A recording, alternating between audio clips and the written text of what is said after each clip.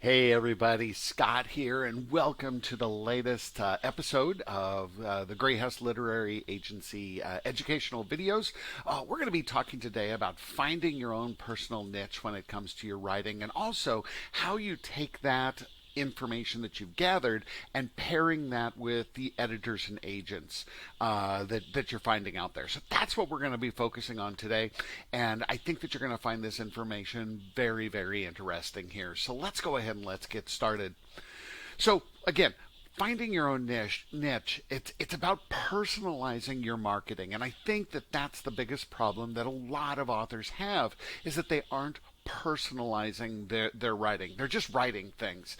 A lot of authors, that's really where they run into their biggest problems, is they sit down and they just say, I'm going to start writing a story, but they don't think about where that story is going to, if it's even someplace that it can go to, if it's marketable. That's where they run into the biggest problems. So we want you to really start thinking about that piece of the puzzle. And that's going to help you when it's time for you to start sending your projects out to editors and to agents, and reducing the number of rejections, right? We all hate getting those rejection letters, and that's really going to be the idea here. So let's go ahead and keep moving then.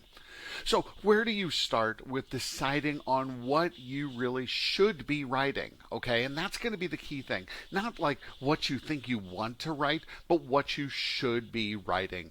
The very first thing that I always recommend is start with what you read. Okay, now a lot of authors sit there and say, well, I don't want to start with what I read because I don't want to copy other people. That's a big mistake. Start with what you read. The reason is because you read that genre over and over and over again, you understand the nuances of it. Okay, you understand the types of voices that are popular, that are out there right now. You understand the vocabulary that's going to be used. You see a lot of people, I've seen a lot of people saying that they're going to start writing YA and new adult because that's the hot new thing. So new adult, by the way, is, for those of you unfamiliar, would be like that 18 to 24, 25-year-old group. It's that group that we've just left high school or we've just left college. Now what do we do with our life? And it's that moment of like, what do we do? But you get a lot of people who think that they're going to write that genre, but they haven't been around kids and that youth for a long period of time. They don't understand what they're really into. So what happens is that they just start grabbing things like, oh, everybody's into TikTok right now. Well, not necessarily. So you've got to be careful about that. So pick the things, like I said, that you read, that you understand, that you just kind of, it just naturally flows there. Now, how do you know that? Go to your bookshelf. That's going to be the biggest thing. Go to your bookshelf, and I want you to go through and look at the same type of books that you see on a regular basis. Look at those. But I also want you to take a look, because the odds are you have one go-to publisher, one or two go-to publishers that you are always reading. And I know a lot of people go, I read everything. No, you probably don't do that. So really take a look at that. The other thing you can do, and I like this one right here, is if you go to a bookstore and you're allowed to buy one book, which bookshelf are you going to go to? When you walk into like that Barnes and Noble or whatever that might be, where is it that you're going to go to? You make a beeline to one location probably every single time. You've got those go-to people. That's going to be your genre you should probably be working with. It's a gut instinct type of thing, but it's an easy check. Now, what you also have to understand is once you think you know that genre, what you have to understand is this. Stories are not a one size fit all. Okay, so if you're writing a Regency, Regencies change from one type to another. So I want you to really pay attention to that. I want you to also understand that your book does not fit with every single editor or agent out there. I see a lot of people submitting things to me here at the agency, and what they tend to do is they say, you acquire historicals, so therefore. Now, you got to be careful here because there's certain types of historicals I like and certain types I don't like. And that information for me, obviously, is always in the submission page. And in fact, most editors and agents have that. But what you need to understand is that your story does not fit with every single location. I always often joke about this when we were in the paranormal period of time and when everybody was writing vampire stories. Vampires are really selective, right? Vampires, well, if there was a group of parties that were at a hotel and they could pick and choose those parties, the vampires that would go to, say, a St. Martin's type of party are going to be different than the vampires that go to an Avon party or a Kensington party or a Pocket or a New American Library. They're going to pick and choose because they're going to have different cocktails there. They're going to have different types of people. That's what we're talking about here. Now, most rejections that you find that you're going to be getting are coming from misplacing that story. You sent it to the wrong person. It's not the quality of the writing. You might have some really good writing, but it's something that that particular place just doesn't get. Maybe because they acquire things that are more of a literary fiction feel to it or something along those lines. So your job is to target. Your job is to figure out exactly what you write, then pair that up with those editors and agents, pair that list up, look at those, and narrow your search. You do that, you're going to have a lot more success. Now, how do you research the editors and agents? Well, again, you're going to do the same thing that you do with your own writing. Once you think you know your niche, start looking at your writing and start making characteristics. Gosh, it's hot and steamy, or it's heavy on research, or the dialogue is heavy dialogue or heavy narration, right? Whatever that might be, you're going to do the same thing with the editors and agents. So how do you do that? Really easy. I want you to think about this, though. Before we get to the easiness piece of it, is again, what works for one person isn't going to work for somebody else. When you're finding that editor, when you're finding that agent, this is a personal relationship, okay? This is a long-term commitment. One of my best friends, who is one of the senior editors over at Source Books, used to say, and she would always say, I'm not just signing one author in one book. What I am signing is the author as a career, right? It's not just a one-book type of deal. So I want you to think that you've got to look for somebody on a personal relationship. It's a team effort, okay? And you're going to do the same thing what am I saying right here? You're all in it for the same thing. That's what I was trying to say there. I got a little confused. Everybody wants to see your book published, right? It isn't just trying to find that mega $1 million deal.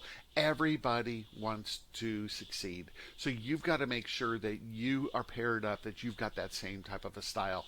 So here's what we're looking for. Different agents, and this is also the editors as well, different agents, different approaches.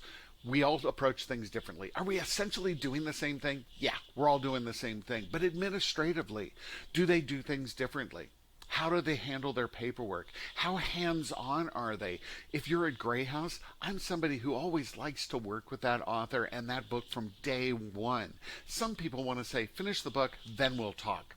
How aggressive are they? Are these people who are willing to just push and push and push? Or are these people who tend to be a little bit more passive? I want you to also think about big agency and small agency. If it's a really large agency, you might be a little fish in a big pond. Okay? But if it's a smaller boutique agency, that's going to allow you maybe a little more one-on-one approach. Is this agent, for example, part of a larger team? Some agents, like myself here at Grey House, it's just me. Okay, which means it's not going to get pawned off to other people. But if you've got a larger agency, you might sign on with the top agent, but you never end up working with them. You end up working with all the other people. So you got to be able to think about that one there. Maximum, minimum contact. How much are you going to hear from these people? How much do they want from you? You've got to kind of make that list. Now, what are some of the things you're going to look for? Obviously, you want to look for reputation, but don't be swayed, okay? Sometimes you're going to see some agents and editors out there promoting all these big projects, but you often find that those projects are going to the big guns. They aren't going to the little people, so you want to pay attention to those. The size of the agency, obviously. What do they represent and who do they represent? But when we say what they represent, that's where you got to get specific, right? Are they into uh, cozy mysteries? Are they looking for those gritty, dark, dirty type of mysteries, right? That's what you're looking for. Level of historical. Do they like things that are more nonfiction based or fiction based? Things like that. Their approaches to business, their personality. Who are these people? Those are the things that you're going to want to look for. Now, where do you get this information? Obviously, look around. I'm going to tell you that information is out there. Get out on the loops. Talk to current authors. Look at your critique partners. That's the CP piece there. Go to their blogs. Follow them. Read their websites. Research them. Go to conferences. Ask them one-on-one questions. Read their articles. Even email them. You can email and ask questions. There's nothing wrong with that. Now, if you email them and you get a form letter that says, I don't send you that stuff, does that tell you something? Yeah, it maybe does. Maybe it says, wait a minute here, these people are just only looking for certain things. So you really want to look around. Now, I'm going to tell you, all of this here, every ounce of this takes time. You can't rush this process. Don't just stick to one thing. You've got to really do some digging. Take the time to learn this information. Once you've done that, then you can start pairing and saying, okay, what is it that I like? What is it that they like? Now, what do you need to do? Again, make a list of your personal needs. What do you personally need, right? If you need somebody that's got more hands-on experience, that's the editor or agent you want to go to. But know that list inside and out. You need to, I would recommend making a sheet of paper and saying, here are all the things that I need. And then you look at those agents, you look at those editors, and you start going, do they have these things? Think of it like those marketing plans that you see for like cell phone, different plans that you can get, and they put the check marks next to, if you buy plan A, you get these items. If you get plan B, you get these items. Find the ones that have the best pairing. That's what you're going to look for. And then prioritize that list. Who is your number one person that you want to go to? So if you get like 5, and I'm literally saying you might end up with like only 5, that's okay. But make that list. Now, here's the key thing. I want you to understand something. All 5 of those need to be good. I don't want you to submit to somebody and maybe the number 5 person comes back and says, I'm interested in signing you. Don't turn around and tell that person you want to wait for number 1. Because as soon as you do that, you're telling that person you're not on the top of my list. So all 5 of those should be your selections. Now, if like number 5 is not, it's like your last ditch effort, only submit to the top 4. Leave number 5 as your backup plan in case you're interested. But make sure that you do that. Okay? But pair that list up. That's the easiest thing to do. Okay, so hopefully this is helping you here. Now, I'm going to end with this. We're going to keep this nice and short, but I want to remind you about this one, and it's a great quote. I've really fallen in love with this one. You only fail if you stop writing, and I want you to make sure you keep writing. Don't stop. Don't create an excuse for that. I want you, if you are enjoying this thing, make sure you subscribe to this video here. Remember, I am putting an offer out there as soon as we hit that 1,000th person. And yeah, it's a long way out there, but I shoot big. Once we hit that 1,000th person, I'm going to give you that. I'm going to select out of all those subscribers one person, and that one person will get at least a 6-month mentorship with me. That does not mean that it's agent representation, but it is just a mentorship. Definitely email me if you have questions. Send them over to the agency email. You can find me over at grayhouseagency.com. Cruise on over there, take a look at those, send me an email, go visit me on the blog. The link for my blog is over there off the website. But please, please, please definitely reach out to me. And then if you are part of a writing organization like a Romance Writers of America or some other larger organization, and you want me to talk to your group about something, all you have to do is email me. Once this COVID thing and all the dust starts to settle, I'm more than happy to come and visit with you, but we can certainly do things virtually. I look forward to hearing from you soon, and I can't wait to talk to you. See you the next time here on these videos, and we'll talk to you soon.